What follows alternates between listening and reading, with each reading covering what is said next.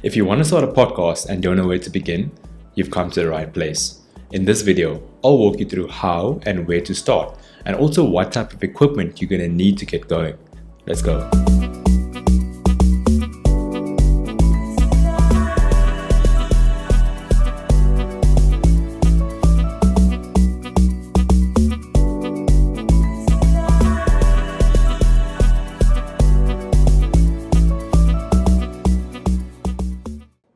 Now, if you're looking to really start a podcast and you want to do it the right way, I would recommend writing down the things you're about to learn. Maybe watch this video more than once. Everything I'll be teaching you in this video will be a foundation, so you're welcome to use any software tools that you deem necessary. The first step is to decide on a theme for your podcast. When deciding on a theme, I would encourage you to not get picky or overthink it, because you can adapt it or change later on. One of my favorite podcasts is Impact Theory by Tom Bellew. When Tom first started his podcast, it was very clear that he interviewed impactful individuals to unpack how they think so he could influence and positively impact the viewer's mindset. Now, the podcast is called Conversations with Tom. He adapted it to focus on the current affairs and what people needed to be informed about regarding politics and the economy. When I first started this podcast, the theme was enabling entrepreneurs to build impactful businesses in Africa. I only interviewed founders and CEOs. As the month went on, the need of the audience was actually to learn from impactful and inspiring individuals in Africa, not just entrepreneurs. And so now we interview creators, authors, DJs, rags to riches, you name it. You can adapt according to the needs of your audience. Look at the data for which of your podcasts or videos do the best. The questions you should be asking yourself to find the theme for your podcast are: what am I good at that I can teach?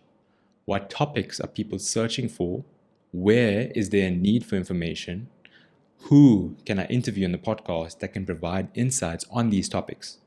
The overlap of all these questions lies your theme for the podcast. In this first step, you should also put some thought into the names and the look and feel of your podcast. Remember, your audience won't remember everything that you say, but they will remember how you made them feel. The second step is to batch create content. It is important that you do start your podcast with more than one episode. Now, you have an option to release the first few episodes in one of two ways. The first way is to release one episode per week. And if you record at least 4 episodes, what's cool is that you're going to give yourself a month's worth of time to get that 5th episode recorded. Many podcasters start recording, and after a few weeks go by, they are no longer podcasters because they run out of content. To start off with a buffer is really wise. The second way is to actually just record a few episodes and then release it all at once.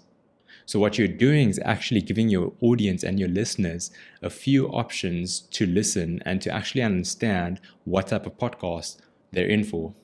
Your first episode could be introducing yourself. Your second episode could be more about the podcast and what's to come. And your third episode could be more along the lines of, and maybe interviewing someone that could really set the tone for your podcast. I do recommend having multiple people on your podcast, as studies have proven that when multiple people are talking, it's actually more engaging than if one person is talking.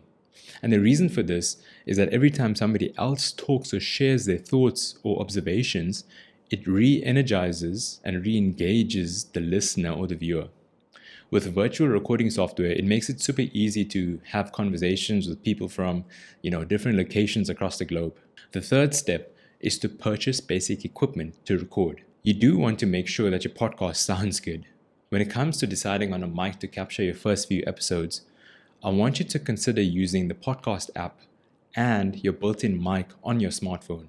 It's a great way to literally get started right now after the video.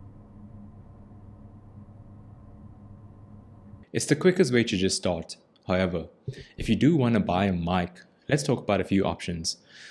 The mic that I would encourage you to look in is a dynamic microphone. These are the kinds of mics that make your voice sound like this, like very rich and radio podcast-like. And the one I would recommend or encourage you to check out is the Samsung Q2U. It comes with a stand, it comes with the cords, It comes with everything you need to make it work, and the sound is phenomenal for the price. And if you want to plug it into your computer or laptop, you could do it via an XLR cable, which you could plug the mic into an interface and then into your laptop, or you could go directly from the mic to your laptop, just using a USB cable. If you are using your phone, you could just take that audio, put it into an AI software, remove the background noise, and you're good to go. Now, when it comes to recording video for your podcast, I want you to truly consider turning the camera on. Even if it's your smartphone or, just a regular camera, the main reason is not necessarily for your full-length video. It will be more so to upload shorts and bite-sized pieces, 30-second clips from your podcast, which you could repurpose and post on all your other social media platforms. Video is king. This allows you to do some marketing for your actual long-form video. And what's cool about certain podcast apps using AI, they have a video editor that you can use to create these clips and have highlights and vertical videos for social media. So this saves you time on editing. I would also recommend getting a basic tripod stand that you can place your actual smartphone or camera on that will allow you to capture those angles perfectly. The fourth step is to edit and distribute your podcast. For editing, I recommend starting off with Descript. Descript allows you to edit your videos by cutting and chopping the text file, which makes it simple for beginners and for individuals who don't have a background in editing. Descript also allows you to match the audio and the video file and then turn those into portrait files so that you can repurpose it on social media. In terms of distribution, what you're going to need is some sort of podcast distribution platform, and there are so many out there. What this does, it allows you to upload your audio file onto all podcast streaming platforms, Apple Music, Spotify, Google Play. And essentially what you're doing to get your podcast on all these platforms is you're going to connect RSS feed to Apple, Spotify, Google Play, and all other options that they give you. It's super easy and convenient to just distribute from one platform. For video podcast, uploading on YouTube is quick, and I recommend checking out this tutorial up here on how to successfully upload your video. I just want to leave you with this idea. Keep it really simple. You don't need a polished podcast at the beginning. The second thing I want to say is be consistent. Consistency will allow you to grow, refine your podcast, and deliver value to your audience. I'm sure you've heard me speak about consistency time after time. Consistency is king. The last thing I have to say is don't get demotivated by the thousands of podcasts out there. Your voice is unique and it deserves to be heard.